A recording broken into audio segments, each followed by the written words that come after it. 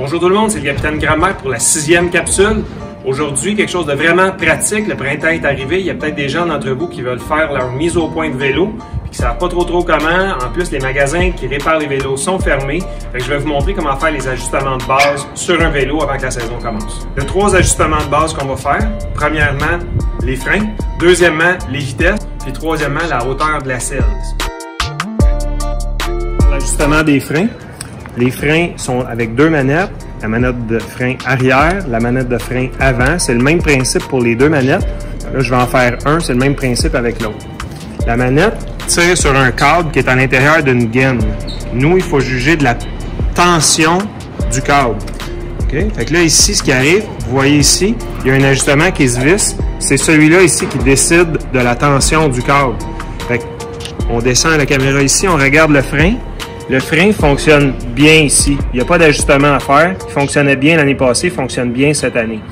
Si on le met trop lousse, bien là, à ce moment-là, il va y avoir trop de distance. Puis la poignée ici va venir toucher. Si la poignée touche ici, bien là, ça ne touche pas, mais si jamais ça touche, il faut ajouter de la tension en dévissant le petit morceau qui est ici. Ça, c'est un autre modèle de frein.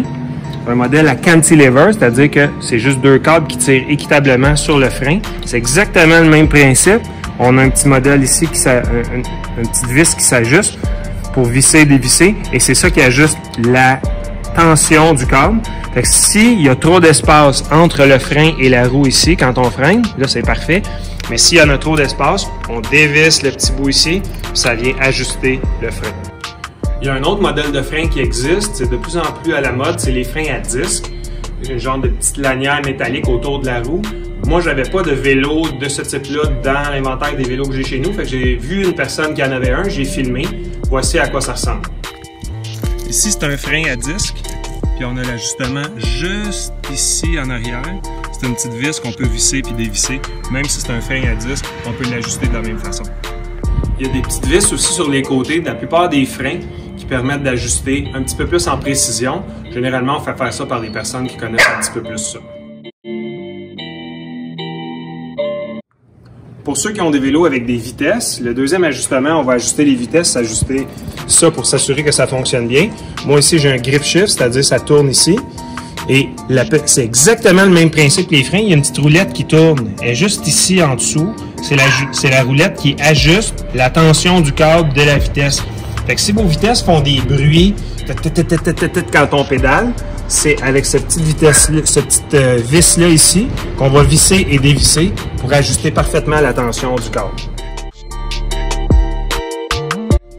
Troisième ajustement, la plupart d'entre vous, vous êtes en croissance, fait qu'il faut ajuster la hauteur de la selle. Donc la hauteur de la selle, il y a des vélos où c'est vraiment simple parce qu'il y a ce qu'on appelle un quick release. Une petite vis comme ça qui se défait tout seul, on fait juste lever le banc et quand on a fini de le lever à la bonne hauteur, on referme comme ça tout simplement. Fait que c'est super simple, ça prend quelques secondes. Il y en a d'autres malheureusement qui n'ont pas de quick release ici sur leur selle. Fait que ça prend une vis avec un outil. Il faut défaire le collet de serrage. Il y a un collet de serrage ici.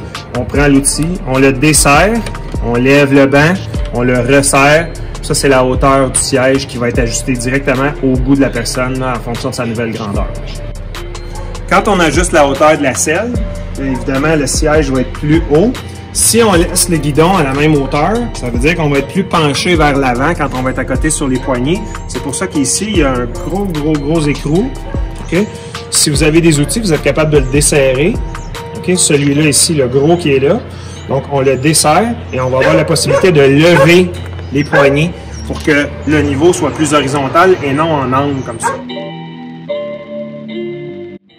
Dernière chose importante, petit bonus pour le confort et aussi la sécurité, il faut vérifier la pression des pneus avant de partir. La pression des pneus recommandée, elle est écrite sur le pneu. Tous les pneus, c'est écrit. Fait qu'ici, c'est écrit Inflate to 50-75 PSI, pound per square inch. C'est des livres de pression, comme un pneu d'auto. Fait que nous autres, on va prendre une pompe, que ce soit une pompe manuelle ou une pompe électrique, et on va augmenter la pression du pneu jusqu'à temps qu'on soit autour de 50 à 75. Fait qu'on peut le mettre, mettons, à 60. On dévisse le petit bouchon.